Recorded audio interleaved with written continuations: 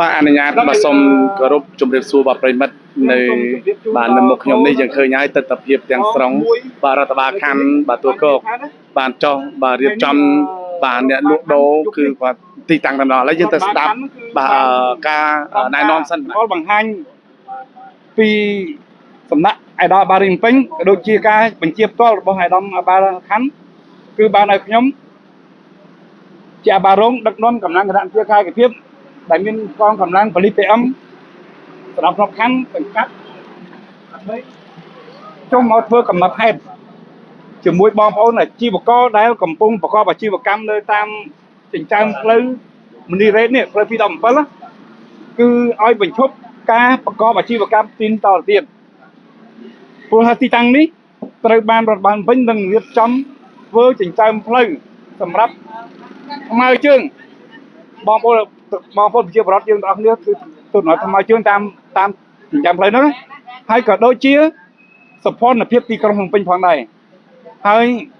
កាត់បន្ថយការគ្រោះថ្នាក់ចរាចរណ៍ព្រោះកាលណាបើគ្មានចិញ្ចើមផ្លូវបងប្អូនយើងប្រកបអាជីវកម្មនៅលើចិញ្ចើមផ្លូវហើយអ្នកដែលធ្វើដំណើរក៏អត់មានកន្លែងដើរទេ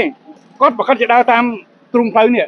ហើយដើរតាមទ្រុងផ្លូវបងប្អូនឃើញហើយបងប្អូនឃើញថាចរាចរណ៍មានឡានម៉ូតូលំអគ្រប់បែបយ៉ាងស្វែងឆ្វាយចល័នគឺប្រកបគ្រោះថ្នាក់ចរាចរណ៍ហើយវាបាត់បង់នៅសណ្ដាប់ធ្នាប់សាធារណៈសភនភាពទីក្រុងណាចឹងដើម្បីកិច្ចការងារនេះរលូនទៅល្អគឺថ្ងៃនេះរដ្ឋបាលខណ្ឌបានចុះធ្វើកំណត់ហេតុជាមួយបងប្អូនយើងទាំងអស់ដែលជាអាជីវករហ្នឹងគឺបញ្ឈប់ការលក់ដូរនៅលើចិញ្ចើមផ្លូវទ្រុងផ្លូវតទៀតណាហើយទៅរកទីតាំងថ្មីប្រកបអាជីវកម្មបន្តគឺនៅទីតាំងផ្សារដំកថ្មីទំនប់កប់ត្រូវស្ថិតក្នុងសង្កាត់គោរកាខណ្ឌស្រីភ្នៅណាក្នុងរាជធានីពេញយើងទេសាងធំណាហ្នឹងហើយមិនមែនធ្វើតែសម្រាប់បងប្អូនប៉ុណ្្នឹងអ្នកទេគឺទូទៅទាំងដងផ្លូវមនីរ៉េតទាំងស្រុងតែម្ដងណា